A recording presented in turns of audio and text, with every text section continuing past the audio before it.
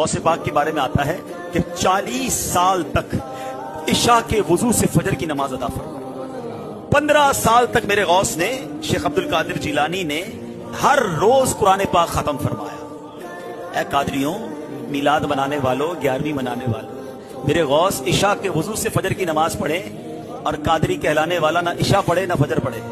سچ بتاؤ نا، یہ کیسی غوث پاک کی غلامی ہے؟ غوث پاک روز پورا قرآن پڑھے، اور غوث پاک کا دیوانہ کہلانے والے کو قرآن پڑھنا ہی نہ آتا، پڑھنا تو دور کی بات ہے، اس کو پڑھنا ہی نہیں آتا۔